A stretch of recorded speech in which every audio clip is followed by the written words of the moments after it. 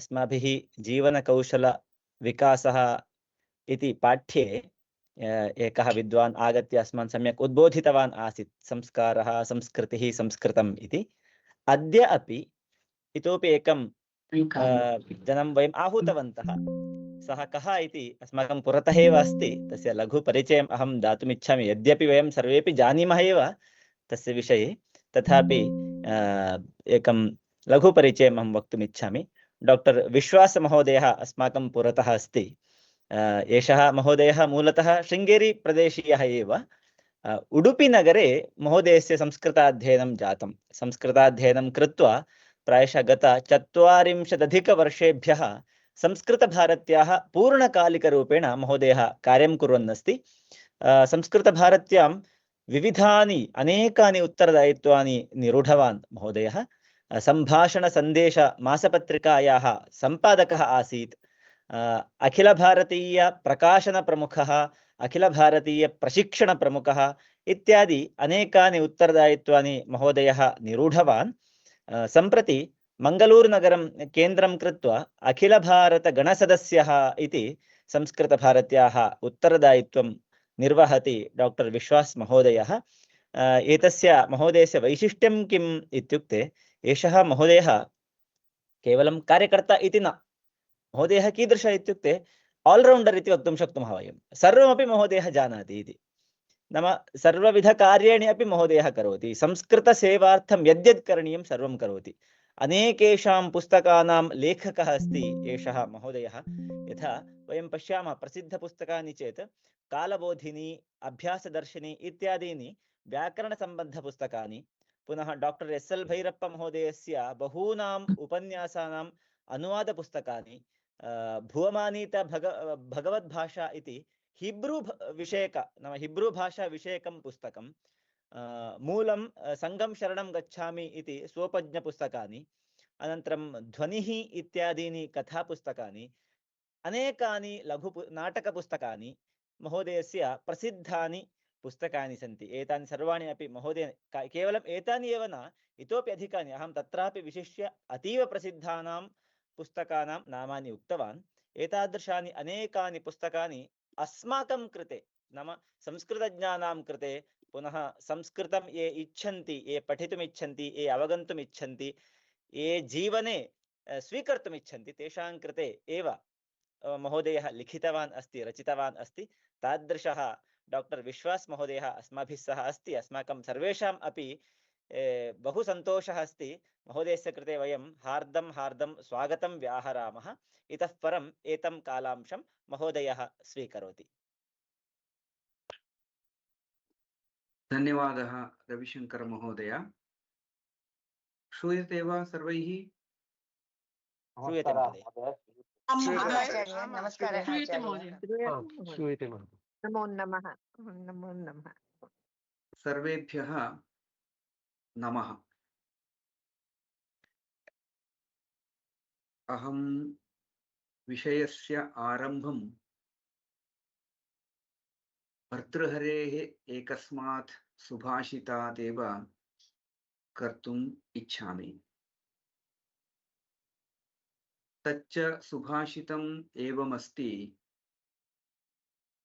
परिवर्तिनि संसारे मृतः को वा न जायते, स जातो येन जातेन याति वंशः समुन्नतिम् इति। तात्पर्यम् एवमस्ति: एषः संसारः अस्ति, परिवर्ती अस्ति। नित्यं परिवर्तनम् अत्र प्रवर्तते एव। बहवः प्रतिदिनम् अत्र जायन्ते, तथैव बहवः म्रियन्ते अपि। विशिष्य अस्मद्देशीयानां कश्चन विश्वासः अस्ति: जातः सर्वः अपि म्रियते एव, मृतः सर्वः अपि पुनः जायते एव। पुनर्जन्मनि अस्माकं विश्वासः अस्ति। एवं सति मृतः जातः सर्वोऽपि पुनः जायते एव, जातः म्रियते एव। अतः कस्मिंश्चित् गृहे कश्चन शिशुः जातः इति चेत् तत्र आश्चर्यं किमपि नास्ति। पूर्वं मृतः कश्चित्, इदानीं जातः, तावदेव। विशेषः कोऽपि नास्ति। किन्तु वस्तुतः सः जातः येन जातेन वंशः समुन्नतिं याति। यस्य जन्म कारणतः तस्य वंशस्य समुन्नतिः भवति, सः वस्तुतः जातः इति कथयितुं शक्यते। अन्ये सर्वेपि जाताः, किन्तु तत् नाम्ना केवलं जातः अस्ति जनः, सोऽपि श्वसन् अस्ति, श्वसन् तिष्ठति, श्वासोच्छ्वासं कुर्वन् तिष्ठति, कालः यदा अतीतः भवति सः म्रियते। अतः कश्चन जातः इत्यत्र वैशिष्ट्यं किमपि नास्ति। वैशिष्ट्यं तत्र अस्ति, जातः जनः स्वस्य जननस्य कारणतः स्वस्य वंशस्य प्रतिष्ठां जनयति, वंशस्य कीर्तिं वर्धयति। सः वस्तुतः जातः इति वक्तव्यम्। अन्येषां जनने वैशिष्ट्यं किमपि नास्ति। अस्माकं देशे एतादृशाः जनाः, ये स्वस्य जननेन वंशस्य कीर्तिं महतीं कृतवन्तः, वंशं महोन्नतिं प्रापितवन्तः, तादृशाः बहवः अस्माकं देशे सन्ति एव। यद्यपि भवतां सत्रस्य शीर्षकं जीवनकौशलविकासः इति यद्यपि शीर्षकमस्ति, किन्तु एतादृशाः ये जनाः स्वस्य जीवनेन स्ववंशस्य कीर्तिम् अधिकां कृतवन्तः, ते स्वस्य अध्ययनकारणतः, प्रयत्नकारणतः तादृशं कौशलं प्राप्तवन्तः। अत एव वंशस्य कीर्तिम् अधिकां कृतवन्तः। तादृशानां स्मरणं कुर्मः चेत् तेन परम्परया अस्माकम् इष्टसिद्धिः भवति इति कृत्वा अहं तादृशानां विषये किञ्चित् वदामि इति चिन्तितवान् अस्मि। वंशः समुन्नतिं गच्छति केवलं न, देशः अपि समुन्नतिं गच्छति तादृशस्य जनस्य कारणतः। राष्ट्रस्य समुन्नतिः अपि अधिका भवति तादृशस्य जनस्य कारणतः। वंशः केवलं न, देशः, राष्ट्रम् अथवा भाषापि कस्यचित् विशिष्टस्य जनस्य जननकारणतः सा भाषापि ख्यातिं गमिष्यति कदाचित्। प्रकृतं संस्कृतविषयमेव यदि चिन्तयामः, व्यासवाल्मीकिप्रभृतयः बहवः सन्ति एव। ते सर्वेपि तेषां जननकारणतः संस्कृतभाषायाः एव महतीं कीर्तिं समुत्पादितवन्तः सन्ति।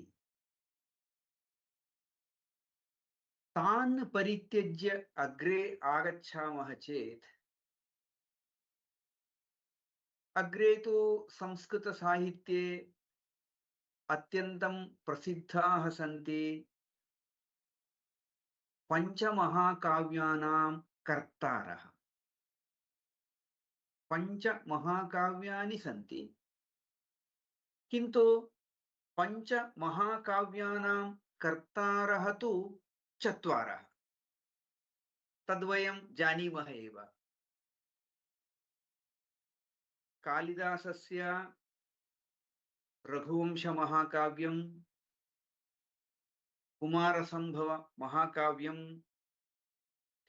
भारवेः किरातार्जुनीयं, माघस्य शिशुपालवधं, श्रीहर्षस्य नैषधीयचरितम्। एतानि पञ्चमहाकाव्यानि इति संस्कृतवाङ्मये प्रसिद्धिः अस्ति। तानि एव महाकाव्यानि इति अर्थः न तस्य, किन्तु प्राचीनैः विशेषतया पञ्चमहाकाव्यत्वेन एतानि परिगणितानि सन्ति।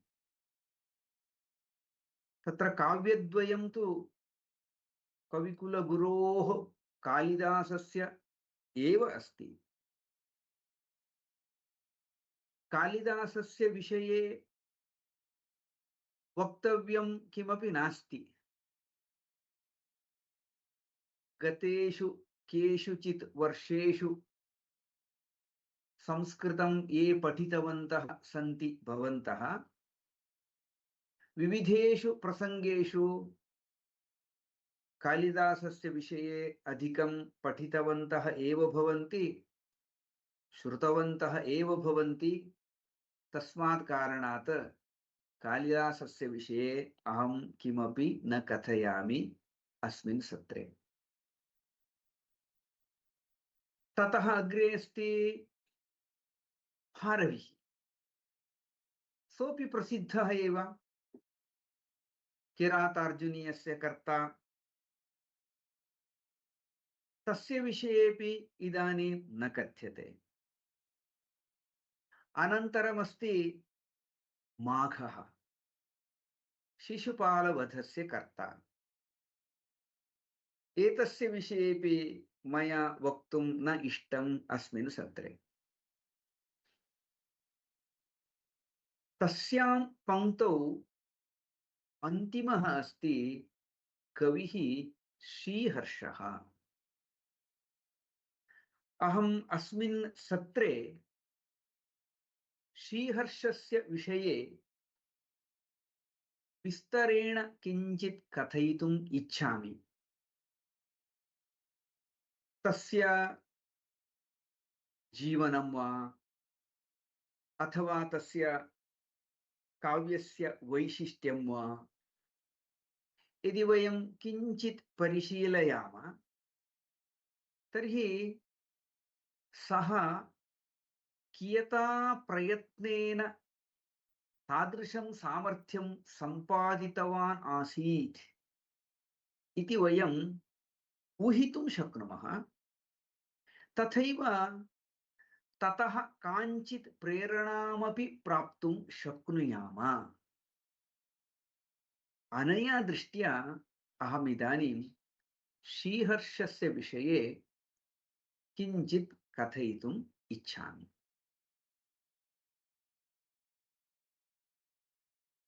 श्रीहर्षः 12 शताब्द्याम् आसीत् इति श्रूयते। 12th century मध्ये श्रीहर्षः आसीत् इति श्रूयते। तेन रचितमिति प्रसिद्धं वस्तुतः एकमेव महाकाव्यं, नैषधीयचरितम् इति। तन्नाम्ना अन्यः कोऽपि ग्रन्थः अन्यत् किमपि काव्यं वा शास्त्रग्रन्थः वा न प्राप्यते प्रायः। यद्यपि नाटकानां कर्ता श्रीहर्षः अन्यः अस्ति, महाकाव्यस्य नैषधीयचरितस्य कर्ता यः श्रीहर्षः अस्ति तस्य तु तद् एकमेव काव्यम् इति प्रसिद्धिः अस्ति। तस्य कालदेशादिविषये किञ्चित् श्रूयते। तत्र पूर्णम् इदमित्थम् इतिहासप्रसिद्धं चारित्रिकं सत्यम् इति सर्वं यद्यपि निरूपयितुं न शक्यते, तथापि चारित्रिकप्रमाणानि अपि कानिचित् लभ्यन्ते। सर्वस्य आधारेण मया यत्किञ्चित् उच्यते इदानीं। सोऽयं श्रीहर्षः कान्यकुब्जेश्वरस्य आस्थाने आसीत्। कनौज इति यत् कथ्यते कान्यकुब्जं, कान्यकुब्जस्य अधिपस्य आश्रये तस्य आस्थाने आसीत् इति श्रूयते। तत्र प्रमाणमपि अस्ति। ताम्बूलद्वयमासनं च लभते यः कान्यकुब्जेश्वरात् इति वाक्यं श्रूयते कुत्रचित्। सः कान्यकुब्जेश्वरस्य आस्थाने स्थित्वा प्रतिदिनं ताम्बूलद्वयेन गौरवं प्राप्नोति स्म इति उक्तमस्ति। तस्मात् कारणात् सः कान्यकुब्जेश्वरस्य आस्थाने आसीत् इति तु निश्चितमेव। तस्य मातापित्रोः विषयेपि तेनैव लिखितमपि अस्ति। तस्य पिता श्रीहीरः इति तस्य नाम। सः जयन्तचन्द्रस्य आस्थाने आसीत्। राज्ञः जयन्तचन्द्रस्य आस्थाने आसीत् श्रीहीरः। सः श्रीहर्षस्य पिता। माता च मामल्लदेवी इति काचित्। तद्विषये प्रमाणं लभ्यते। श्रीहर्षं कविराजराजिमुकुटालङ्कारहीरः सुतं श्रीहीरस्सुषुवे जितेन्द्रियचयं मामल्लदेवी चयम्। मामल्लदेवी श्रीहीरः एतौ श्रीहर्षस्य जन्म दत्तवन्तौ। अतः स्पष्टमस्ति माता मामल्लदेवी पिता च श्रीहीरः इति। राज्ञः जयचन्द्रस्य आस्थाने श्रीहीरः आस्थान विद्वान् सः आसीत्। तेषु दिनेषु एव अस्य जन्म अभवत् श्रीहर्षस्य। श्रीहर्षः यदा अत्यन्तं लघुः बालः आसीत्, किशोरः आसीत्, तस्मिन् समये काचित् घटना प्रवृत्ता। सा का इति चेत् विदेशात् कश्चन पंडितः जयचन्द्रस्य आस्थानं प्रति आगतवान्। पूर्वं तु राजसभासु तथा क्रमः आसीत्। कोऽपि अन्यः विद्वान् आगच्छति चेत् अत्रत्येन आस्थानपण्डितेन सह वाग्विवादं चर्चां करोति स्म। कदाचित् तस्य जयः भवति, कदाचित् एतस्य जयः भवति। एवं कश्चन क्रमः आसीत्। सः पण्डितः आगतः,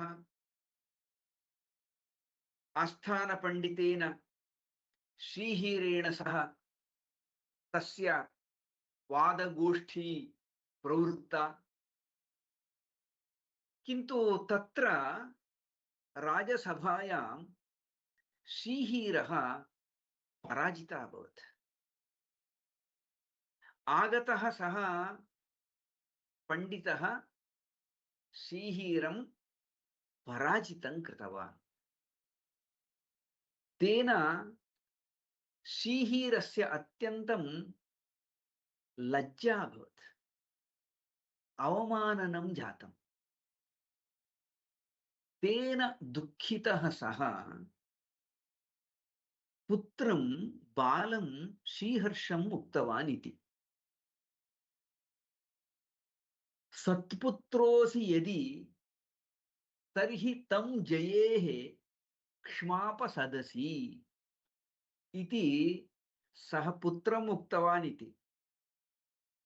यदि भवान् मम सत्पुत्रः अस्ति तर्हि तं पण्डितं महाराजस्य तस्यां सभायामेव जयेत् भवान्, यत्र अहं पराजयं प्राप्तवान् इति दुःखेन सह पुत्रम् उक्तवान् इति।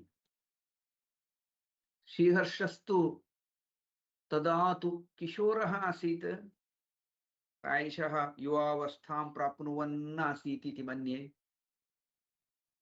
पितुः वचनं सः अङ्गीकृतवान्, किन्तु तेन पण्डितेन सह विवादं कर्तुं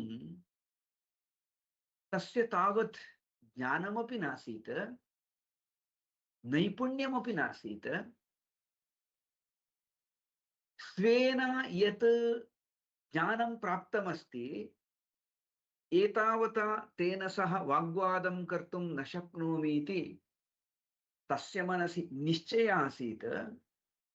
तदर्थमेव सः विदेशान् गत्वा विद्याः प्राप्तवान् इति। विदेशः इति कथनेन इदानीं यथा अस्ति तथा चिन्तनीयं नास्ति। कर्णाटकजनानाम् आन्ध्रदेशोऽपि विदेशः एव, महाराष्ट्रदेशोऽपि विदेशः एव। तथा अस्माकं महतः देशस्य अन्यं कोणं गत्वा यत्र कुत्रचित् विदेशं गत्वा गुरून् आश्रित्य सः विद्यार्जनं कृतवान्। सम्यगेव कानिचित् वर्षाणि स्युः सः गुरुमुखात् अध्ययनं कृत्वा महत् ज्ञानं प्राप्तवान्। तन्मध्ये तस्य कश्चन गुरुः तस्मै चिन्तामणिमन्त्रम् उपदिष्टवान्। चिन्तामणिमन्त्रः इति कश्चन विशिष्टः मन्त्रः। भवान् एतं मन्त्रं जपन् गङ्गातीरे अनुष्ठानं करोतु, प्रायः वर्षपर्यन्तम्। एवं करोति चेत् भगवती त्रिपुराम्बिका प्रत्यक्षा भवति, सा भवान् यदिच्छति तद् ददाति इति सः गुरुः उक्तवान् आसीत्। श्रीहर्षः तथैव अङ्गीकृत्य गङ्गातीरं गत्वा वर्षं यावत् चिन्तामणिमन्त्रस्य जपं कुर्वन् अनुष्ठानं कृतवान्। देवी त्रिपुराम्बिका प्रत्यक्षा जाता। सः भगवती देवी पाण्डित्यं देहि इति प्रार्थनां कृतवान्। देवी तु तथास्तु इति अनुग्रहं कृतवती। सामान्यः यः जनः आसीत् श्रीहर्षः, सः इदानीं देव्याः अनुग्रहकारणतः महापण्डितः जातः। महापण्डितः नाम सामान्यः सर्वथा नैव। कीदृशं पाण्डित्यं तस्य इति चेत्, सः यत् पाण्डित्यं गृहीत्वा आगतवान् अस्ति तदाश्रित्य सामान्यं सम्भाषणं करोति चेदपि जनाः अवगन्तुमेव न शक्नुवन्ति स्म। तेन राजसभायां गोष्ठ्यां यः विषयः उपस्थाप्यते तस्य अवगमनं कर्तुमपि तत्रत्याः शक्ताः नाभवन्। तादृशं महत् पाण्डित्यं तस्य आसीत्। एवमस्ति चेत् किं प्रयोजनम्? अहम् अत्यन्तम् आसक्त्या कुतूहलेन यद् वदामि तत् अत्र विद्यमानेषु कोऽपि अवगन्तुमेव न शक्नोति चेत् किं प्रयोजनम्? तर्हि मम पाण्डित्येन प्रयोजनमेव नास्ति खलु इति तस्य दुःखं जातम्। अतः सः पुनः गत्वा देवीमुद्दिश्य तपः आचरितवान्। तदा देवी प्रत्यक्षा अभवत्। तदा सः एतद् वाक्यम् उक्तवान् इति, मातः अतिप्रज्ञापि दोषाय। अत्यन्तम् अधिका प्रज्ञा अस्ति चेत् सापि दोषाय कल्पते। कीदृशः दोषः? वदामि चेत् कोऽपि अवगन्तुमेव न शक्नोति चेत् उक्त्वापि किं प्रयोजनम्? अतः अतिप्रज्ञापि दोषाय, अतः बुद्ध्यमानवचनं मां कुरु। तादृशं मां करोतु यः अहं यद् वदामि तद् अन्ये अवगन्तुं शक्नुयुः। तन्नाम मम बुद्धिं न्यूनां करोतु इति सः देवीं प्रार्थितवान् इति। पश्यन्तु कथमस्ति आश्चर्यम् इत्युक्ते, सामान्यतः वयं मह्यं बुद्धिं ददातु, बुद्धिविकासं करोतु इति भगवन्तं प्रार्थयामः। अत्र तु तेन प्रार्थना करणीया आपतिता, मम बुद्धेः न्यूनतां कल्पयतु इति। सः तथा प्रार्थितवान् इति, किन्तु तथा देवी उक्तवती तथा कर्तुं न शक्यते, भवता एव अन्यप्रकारेण प्रयत्नः करणीयः। कथम् इति चेत्, भवान् माषनिर्मितं पदार्थम् अधिकं खादतु, तो माषानेव खादतु। पुनः बिम्बवल्ली, बिम्बफलानि भवन्ति, तस्य लता, बिम्बलता या अस्ति तस्याः अधः शयनं करोतु। बिम्बलता वितानस्य अधः शयनं करोतु। तथैव दधि सेवताम्, तत्रापि धेन्वाः दधिना माहिषं दधि महिष्याः दुग्धात् निर्मितं दधि यदस्ति एतस्य अधिकं सेवनं करोतु इति देवी तम् उक्तवती इति। किमर्थम् इति चेत् इदानीमपि लोके प्रसिद्धिः अस्ति एतान् पदार्थान् अधिकतया सेवामहे चेत् बुद्धिः न्यूना भवति इति वदन्ति। इड्डलिका खाद्यं वयं सर्वेपि खादामः एव। तत्र माषधान्यस्य प्रयोगः अधिकः कृतः भवति। तेन कारणेन बुद्धिः न्यूना भवति वा न जानामि, किन्तु अधिकाम् इड्डलिकां भक्षयित्वा कक्ष्याम् आगच्छामः चेत् अधिका निद्रा आगच्छति इति तु सत्यमेव। एवमेव बिम्बवल्याः बिम्बफलानाम् अधिकसेवनं, बिम्बलतायाः अधः उपविशति, तत्र तिष्ठति चेदपि बुद्धिः न्यूना भवति। तथैव माहिषं दधि अधिकं सेव्यते चेदपि बुद्धिः न्यूना भवति इति इदानीमपि प्रतीतिरस्ति। अतः श्रीहर्षः भगवत्याः वचनम् अङ्गीकृत्य गृहं गतवान्। तथैव प्रतिदिनं बिम्बलतानां वितानः यः अस्ति तस्य अधः उपविश्य माषान् खादति। मध्ये मध्ये माहिषं दधि यदस्ति तस्य सेवनं करोति। एवं कुर्वन् आसीत्। क्रमशः तस्य बुद्धिः किञ्चिदिव न्यूना जाता इति।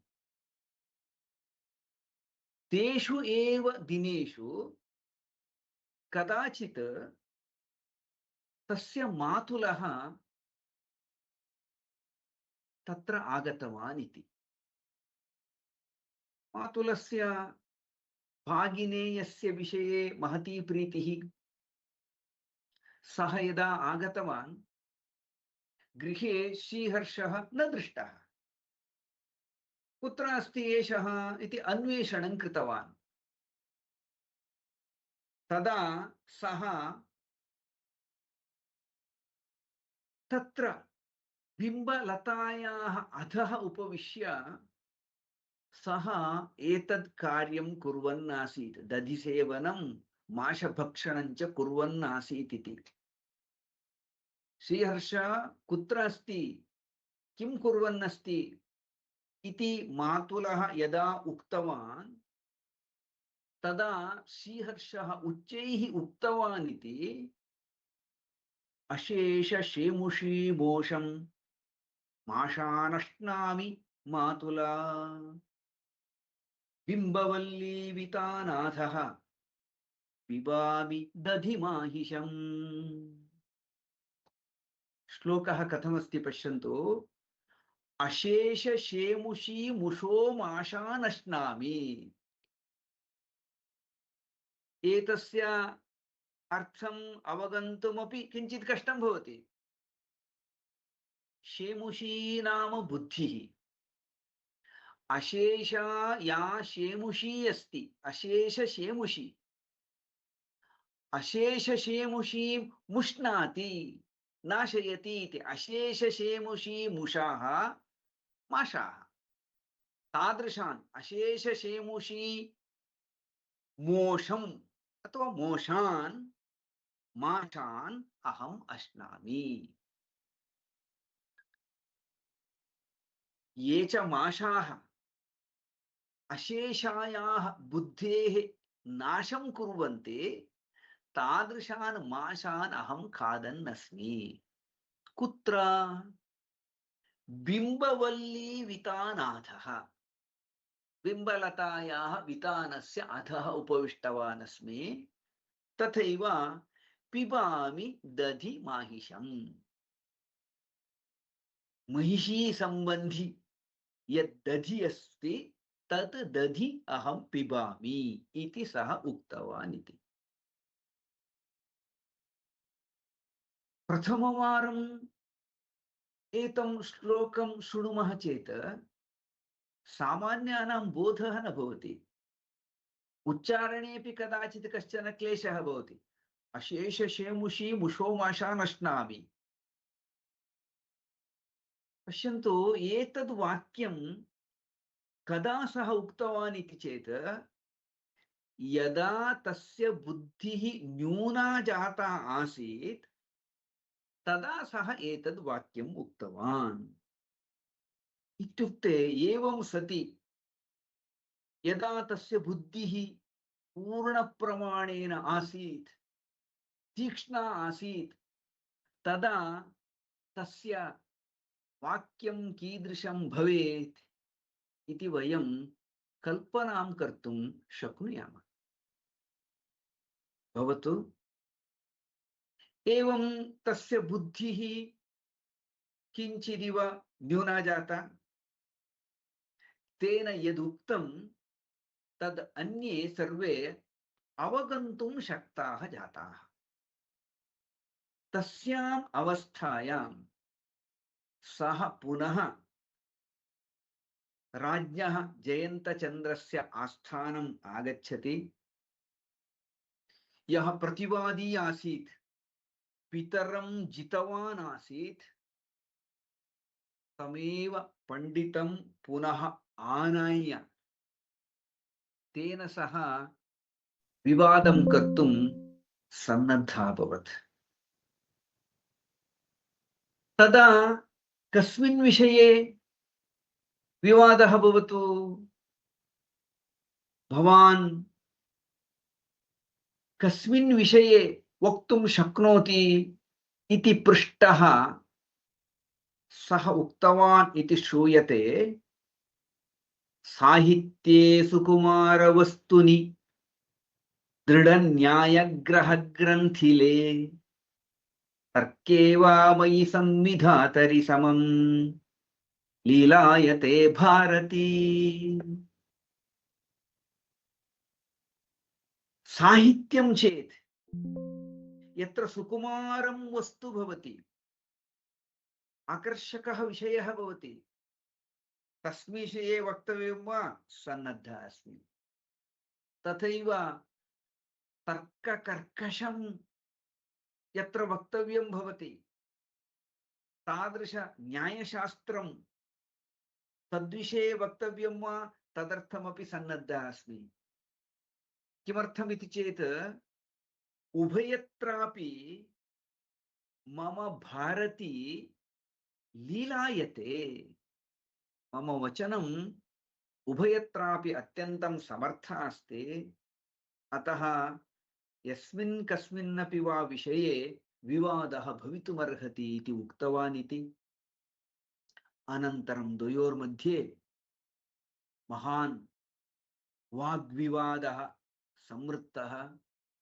अन्ततो गत्वा सः पंडितः पराजितः जातः, सः प्रतिगतवान्।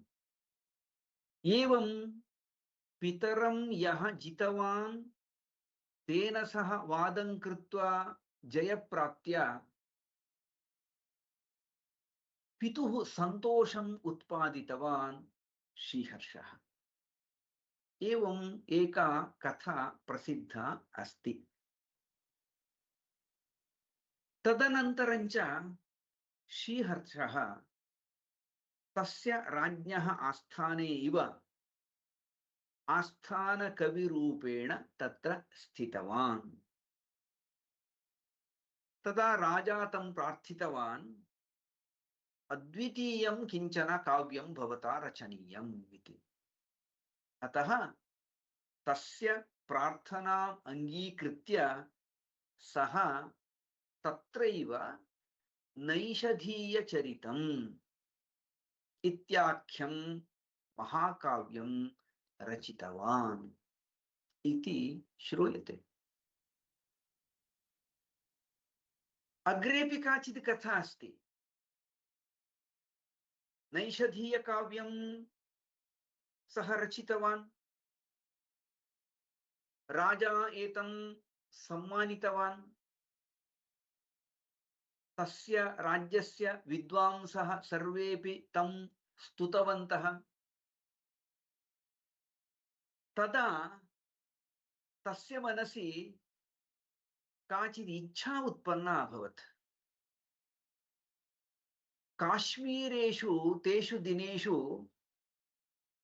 माधवदेवः इति कश्चन राजा आसीत्। सः अत्यन्तं प्रसिद्धः, स्वयं कविः, सहृदयः। अतः एतद् काव्यं नीत्वा काश्मीराधिपतये माधवदेवाय दर्शनीयम् इति श्रीहर्षस्य मनसि इच्छा जाता। अतः सः स्वकीयं काव्यं गृहीत्वा काश्मीरदेशं गतवान्। काश्मीरदेशं तु प्राप्तवान् अस्ति, किन्तु एषः आगतवान् अस्ति दूरात्, कान्यकुब्जात्। तत्र परिचिताः केऽपि न सन्ति। परिचय अभावे गत्वा साक्षात् महाराजस्य, चक्रवर्तिनः वा दर्शनं कर्तुं शक्यते किम्? न शक्यते। सः बहु प्रयत्नं कृतवान् चेदपि तत्रत्याः पण्डिताः ये आसन् ते कथमपि एतस्य महाराजस्य समीपगमनार्थम् अवसरमेव न कल्पितवन्तः। वयम् इदानीमपि पश्यामः, वयं सर्वेपि गत्वा उन्नताधिकारिणं कञ्चित् साक्षात् द्रष्टुमेव न शक्नुमः। मार्गे बहवः विघ्नाः भवन्ति। अधस्तरीयाः अधिकारिणः ये सन्ति ते अस्मान् समीपं गन्तुमेव न त्यजन्ति। यद्यपि महान् उन्नताधिकारी अत्यन्तं सहृदयः आत्मीयः भवितुम् अर्हति, किन्तु समीपगमनमेव न शक्यते। एवमेव एतस्यापि कथा जाता। पण्डिताः तस्य समीपे गमनार्थम् अवसरमेव न कल्पितवन्तः।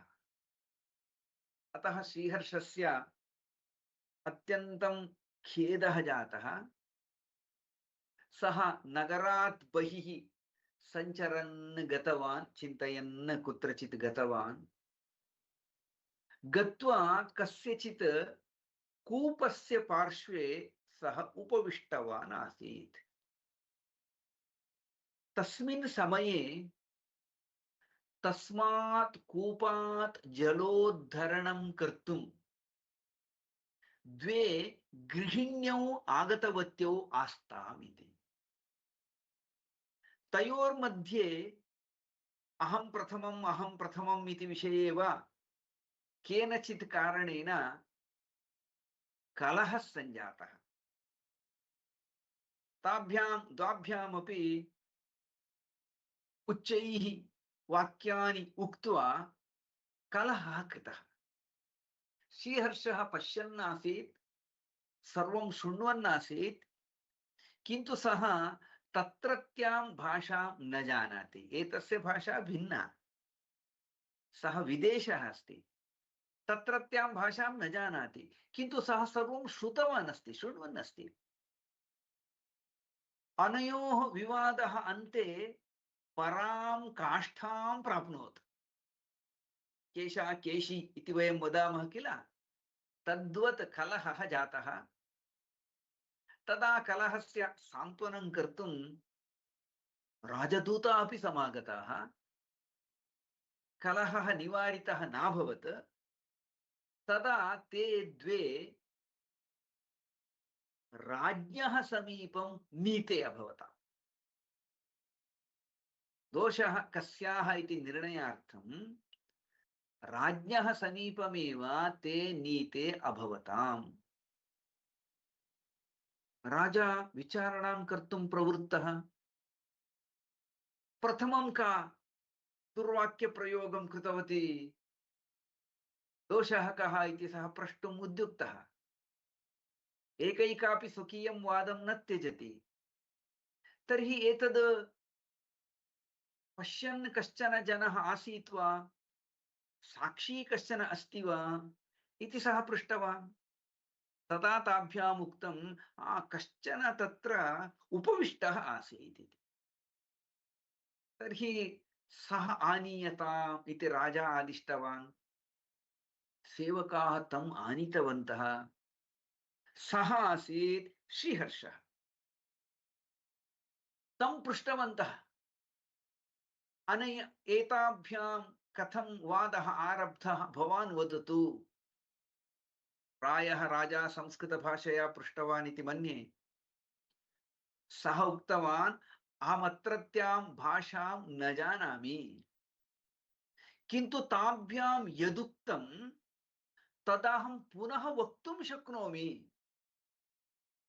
अर्थं यद्यपि न जानामि, किन्तु ताभ्यां येन क्रमेण वाक्यानि उच्चारितानि, तानि वाक्यानि तथैव उच्चारयितुं शक्नोमि इत्युक्त्वा तानि सर्वाणि वाक्यानि तथैव उच्चारितवान् इति। कदाचित् एतदपि भवितुम् अर्हति। वयम् अन्यां भाषां कदाचित् न जानीयाम, तर्हि अपि तस्य वाक्यस्य आनुपूर्वीया अस्ति। प्रथमं यः शब्दः, अनन्तरं कः शब्दः, तदनन्तरं कः शब्दः, तद् तथैव कदाचित् वयम् उच्चारयितुं शक्नुयाम यदि श्रद्धया शृणुमः। किन्तु एकस्य वाक्यस्य द्वयोः वाक्ययोः वा महता कष्टेन वयं वक्तुं शक्नुयामः। अत्र तु तथा नास्ति। द्वयोः वाग्वादः प्रवृत्तः आसीत्, किन्तु एषः स्वस्मृतिवशात् तयोः तं सम्पूर्णं कलहं सः पुनः तत्र श्रावितवान्, अर्थम् अजानन्नपि। तद् श्रुतवतः महाराजस्य अन्येषां च महत् आश्चर्यं सञ्जातं। भवान् कः इति पृष्टवन्तः। तदा सः स्वस्य परिचयम् उक्तवान्। तदा महाराजस्यापि अत्यन्तं सन्तोषः जातः। तं सम्मानितवान्। नैषधीयचरितं स्वीकृत्य सः तस्य सम्माननं कृतवान् इत्यपि काचित् कथा श्रूयते। एतादृशः अत्यन्तं विशिष्टः कश्चन कविः अस्ति, अयं श्रीहर्षः। वयं प्रकृतम् अनुसरामः चेत् अत्र किंवदन्त्यः याः सन्ति अथवा दन्तकथाः इति कासुचित् भाषासु उच्यते, पदप्रयोगः क्रियते। काल्पनिक्यः कथाः इति उच्यते कदाचित्। कथायां विद्यमानान् तान् सर्वान् अंशान् त्यजामः चेदपि नैषधीयं चरितम् इति ग्रन्थस्तु अधुनापि उपलभ्यते। तस्य ग्रन्थस्य वैशिष्ट्यं वयम् इदानीमपि अनुभवितुं शक्नुमः। सः कीदृशीं रचनां तत्र प्रस्तुतवान् अस्ति, कीदृशीं कल्पनां तत्र योजितवान् अस्ति, प्रावीण्यं कथं दर्शितवान् अस्ति, ऊहितुं वयं शक्नुमः। उदाहरणद्वयं केवलम् अहं दर्शयितुम् इच्छामि। दमयन्तीं नैषधीयचरितस्य कथा तु अत्यन्तं प्रसिद्धा एव। नलमहाराजस्य दमयन्त्याश्च चरित्रं यदस्ति महाभारते अस्ति एव सा कथा।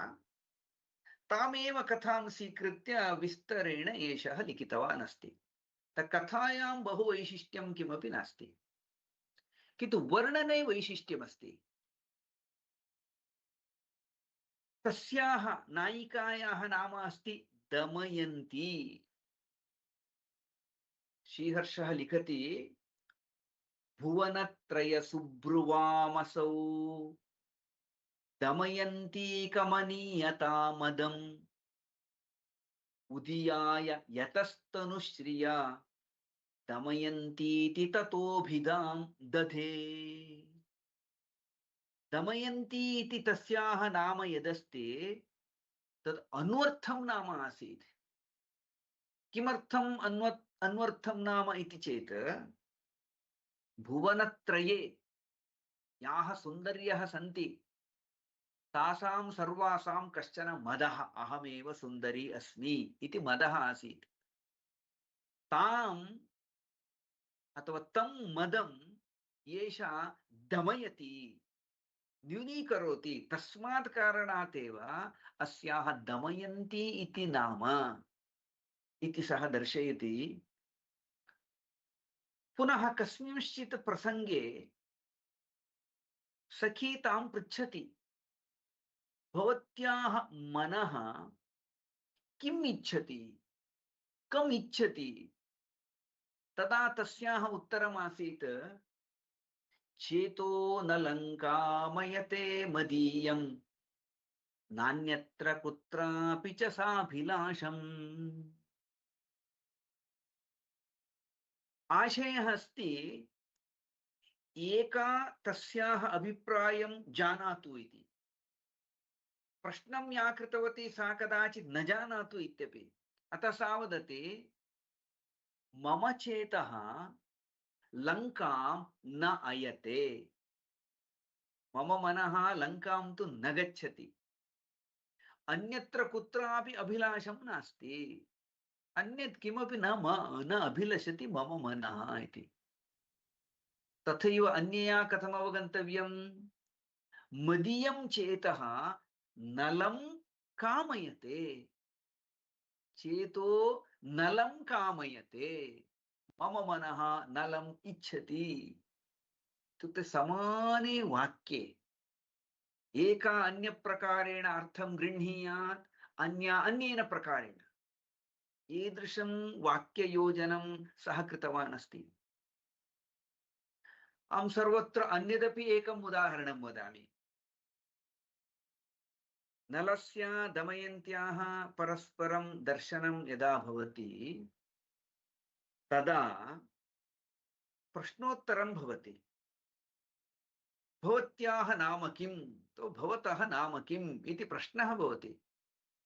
तदा उत्तरमासीत् अनायिदेशः कथमस्त्वयाद्य वसन्तमुक्तस्य दशां वनस्य त्वदाप्तसङ्केततया कृतार्था श्राव्यापि नान्येन जनेन संज्ञा।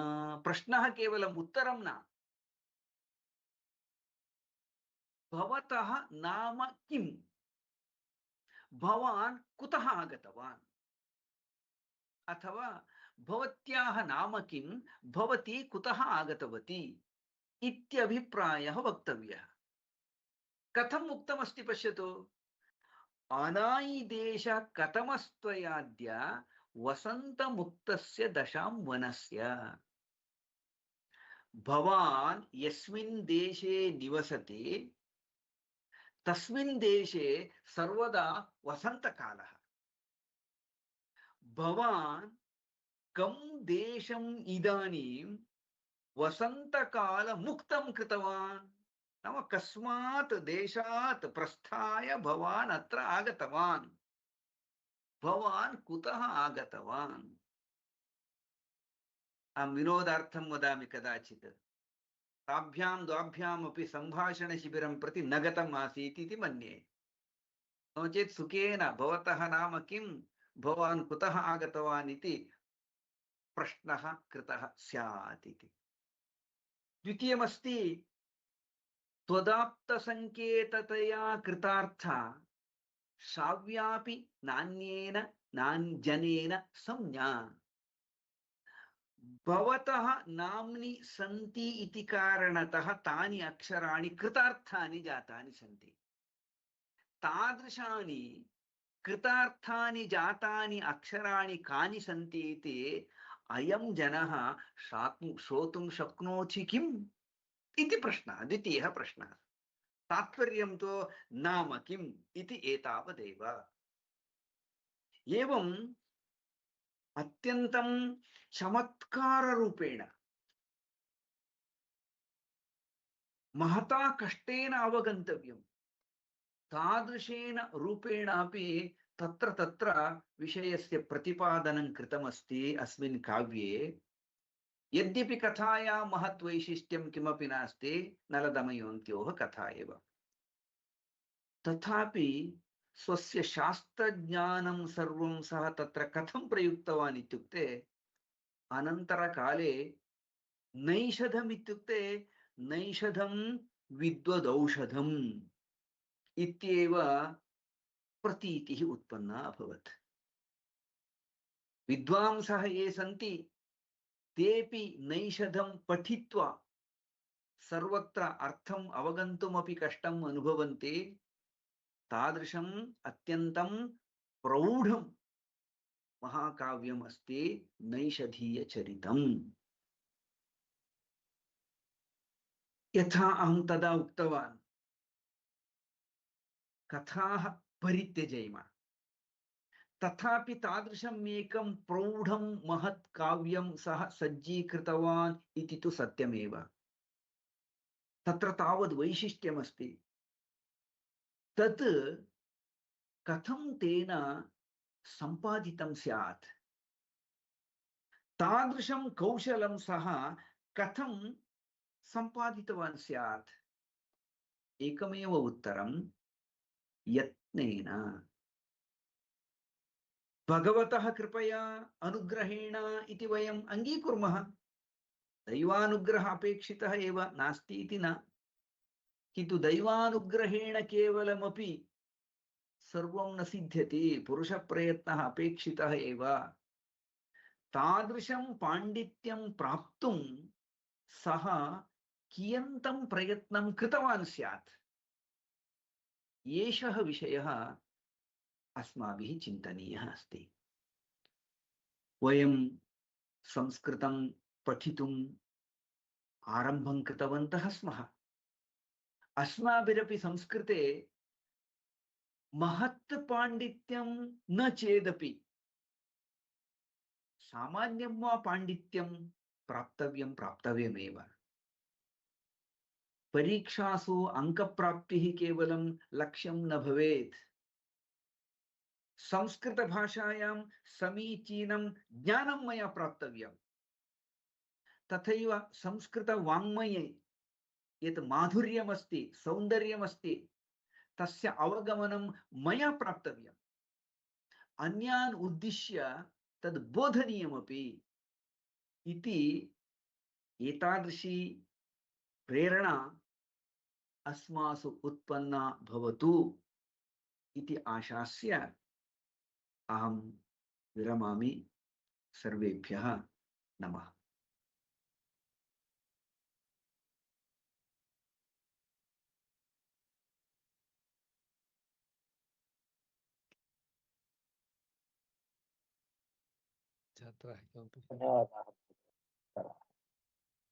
धन्यवादः महोदय, अनुमतिं ददाति? प्रणमामि। अत्र एतावत्पर्यन्तम् अस्माभिः विश्वासमहोदयस्य मुखारविन्दात् प्रेरणात्मकः कश्चन सन्देशः श्रुतः। अधुना श्रुते विषये ईषत् किमपि जिज्ञासितम् अस्ति चेत् श्रोतारः किञ्चित् प्रष्टुं शक्नुवन्ति।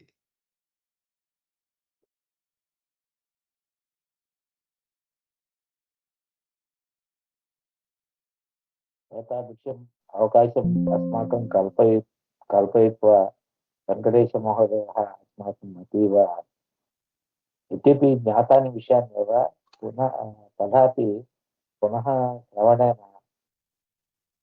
अस्माकं प्रेरणा अतीव सम्भवति। इदानीं अस्य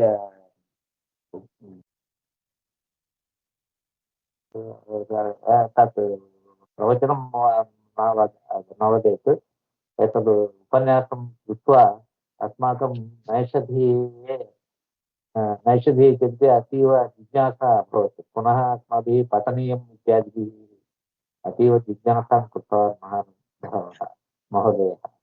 भवतां कृते एतद् अवकाशम् अस्माकं कल्पयित्वा अतीव प्रेरणां करोति। अतः भवतां कृते अतीव अतीव धन्यवादान् समर्पयामि महोदय। इति नमो नमः। महोदय महोदय महोदय महोदयस्य कथाकथनं अतिसरलं श्रवणसुन्दरं च अतिमधुरम्। एवं सम्यक्। अन्यः कोऽपि किमपि वक्तुम् इच्छति? तस्य वचनं गङ्गाप्रवाहमिव चिन्तयामि। एवं महोदय अहं गङ्गाप्रवाहम् इति न वक्तुम् इच्छामि। यदि प्रसङ्गः मलयमारुतम् इव आसीत्, श्रवणपेयम् अस्ति, ज्ञान अवगमनाय अत्यन्त सरलं सुन्दरं, जिज्ञासा वर्धनेन अपि साहाय्यम् अहं प्राप्तवती। सर्वेभ्यः धन्यवादाः। मया किञ्चित् अन्यत्र गन्तव्यमपि अस्ति। वेङ्कटेशमूर्ति, अतः समापयामि। अस्तु, तर्हि वयं सर्वेपि तत्र छात्राणां पक्षतः भूरिशः धन्यवादान् समर्पयामः विश्वास महोदयाय। अपि च प्रेरणां प्राप्तवन्तः वयमपि छात्राः अपि। अतः श्रुतवद्भ्यः छात्रेभ्यः, श्रावितवद्भ्यः विश्वास महोदयेभ्यश्च मुक्तस्वाध्यायपीठपक्षतः धन्यवादान् समर्पयामः। अपि च अग्रिमसप्ताहे पुनः नूतनं विषयम् आदाय पुनः उपस्थिताः भविष्यामः। तावत् शुभमस्तु। शुभरात्रिः। नमो नमः। नमस्कारः। धन्यवादः आचार्य। नमस्ते नमस्कारः महोदय। आचार्य। शुभरात्रिः। धन्यवादः।